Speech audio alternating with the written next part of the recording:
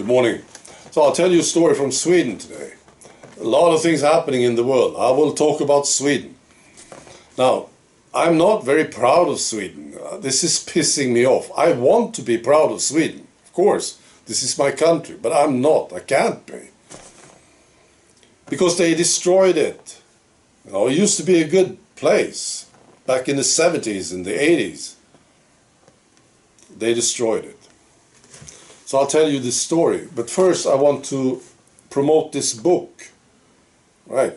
I'm very proud. This book is a sponsor of this channel. And I'm getting to know the writer. This guy from Ireland. I'm quite impressed with this guy, you see.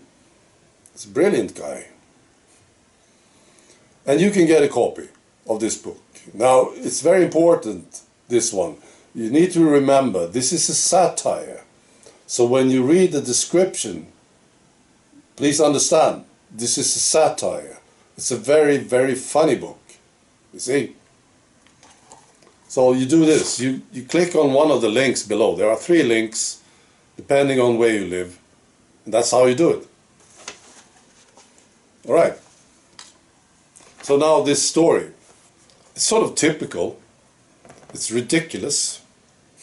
It's about the Swedish establishment, how totally naive they are. Just imagine something politically correct, extremely naive. That's the Swedish establishment. Right, so this is about homework, this story. So the establishment, the government, the authorities, they said, we need to help these kids in these problem areas with their homework. And then they will do better in life, you see. This was the idea. It's a terrible idea. They wanted to pay associations that would help the kids with the homework. This should be the responsibility of their parents, of course, not the taxpayers. And it was a disaster. This whole thing was a disaster. Now, this money was going through this agency, the National School Agency, and they found out that these associations, some of them, they were using the money for something else. I can imagine that they were surprised about, because they are so naive, you see. So they said, what are you doing with the money? You were supposed to help the kids. Now you're doing this. So they demanded the money back. And they actually got some of it back. Most of it was gone, of course. And I will give you some examples of what these associations did with the money, right? The leaders of these associations, they paid their children and their wives.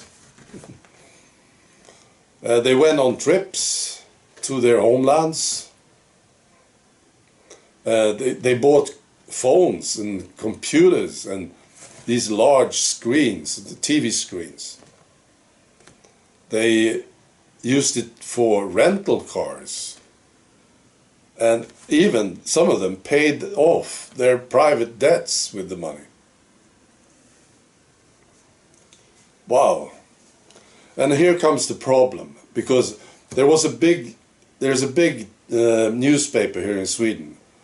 They talked about it, they reported on this, and they made a list of these associations that had to pay the money back. And there were 24 associations on the list. 23 of them were Somalian. And this is the problem, you see, because the politically correct left-wing establishment, they are still left-wing. See, we still have them in these, they are still the bureaucrats controlling things. We have a new government, but we still have these left-wing bureaucrats and left-wing media. So this became a problem. This list, because 24 associations, 23 of them were Somalian. One of them was Eritrean. They don't know how to deal with this. Typical story from Ridiculous Sweden. Right. I also have to give you some good news. I was listening to Christine Anderson, you know, this German member of the European Parliament. I'm so happy that we have her.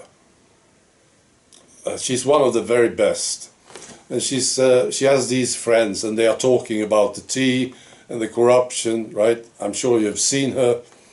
She's fantastic. And she's been talking again. And this time the place was packed. So many people there to listen. So what does this mean? Well, I think it means that people are starting to pay attention. People are starting to become interested in this stuff. You know, in the past, there were like 3, 4 reporters, bored reporters, listening. Now it was packed. And she said this, things are changing now. You know, I trust this lady. She's very, very bright, dedicated, great lady. And of course, she's very connected. And she's in Brussels, right? So she said, things are changing now. Their house of cards is tumbling down. Right. So, I hope that she's right. And I believe that she is right, actually. This is happening right now. And we will have to celebrate, right? One day, I will celebrate everything that we did, everything that happened, all the beatings that we took. We were standing up straight. Those of us with the backbone. I will celebrate all of us. One day. I hope it will be soon. Right. Be good.